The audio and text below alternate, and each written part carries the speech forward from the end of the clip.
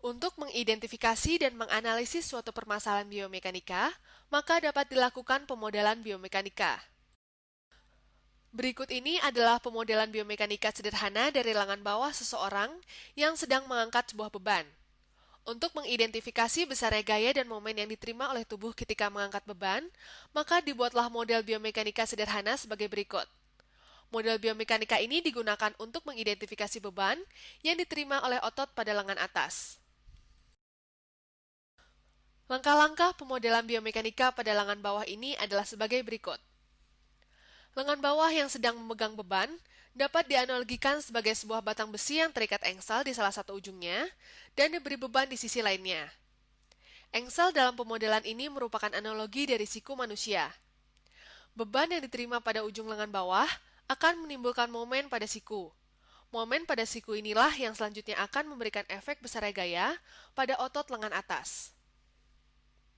Sesuai dengan prinsip mekanik, ketika sebuah beban yang dipegang oleh tangan berada pada posisi diam, maka momen pada siku sama dengan 0. Artinya, momen yang diberikan beban kepada tubuh sama dengan momen yang diterima oleh tubuh. Momen sendiri didefinisikan sebagai perkalian vektor antara gaya dan lengan gayanya. Jika momen yang diterima oleh tubuh sama besar dengan momen yang diberikan beban, maka besar gaya yang diterima oleh lengan atas berbanding terbalik dengan panjang jarak dari siku ke otot lengan atas. Contoh soal dan solusinya dapat dilihat sebagai berikut.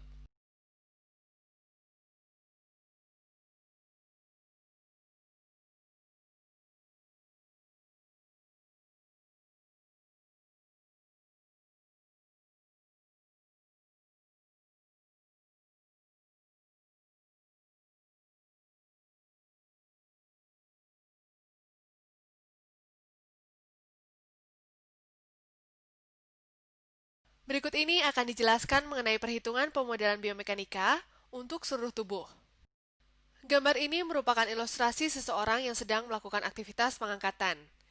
Dengan menggunakan pemodelan biomekanika, maka dapat dihitung besarnya gaya yang diterima pada tulang punggung bagian bawah atau bagian L5S1. Batas berat beban yang diizinkan untuk bagian L5S1 adalah sebesar 3.400 Newton. Dalam melakukan evaluasi kerja, perlu diperhatikan agar demand pekerjaan harus selalu lebih kecil daripada kapasitas pekerja.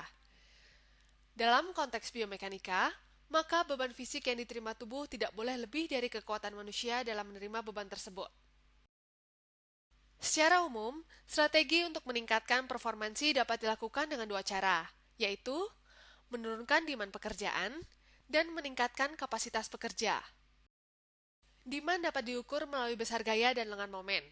Oleh karena itu, untuk merubah besar demand dapat dengan cara merubah besar gaya dan lengan momen. Kapasitas pekerja dapat ditingkatkan dengan cara merancang pekerjaan untuk menghindari pembebanan pada sambungan yang relatif lemah, memaksimasi kekuatan pada sambungan, dan menggunakan hanya pekerja yang kuat. Kontrol secara ergonomik terhadap hal-hal yang ada di tempat kerja yang memiliki resiko menimbulkan masalah dapat dilakukan dalam dua jenis, yaitu pengendalian secara teknik dan pengendalian secara administratif. Pengendalian secara teknik mencakup perancangan, penggunaan atau modifikasi peralatan dengan tujuan untuk mengeliminasi atau menghilangkan sumber bahaya. Pengendalian administratif tidak menghilangkan bahaya secara langsung, tetapi digunakan untuk membatasi waktu kontak antara pekerja dengan bahaya dengan menggunakan cara seperti penjadwalan kerja dan shift, rotasi kerja, dan pemilihan pekerja yang tepat untuk suatu pekerjaan.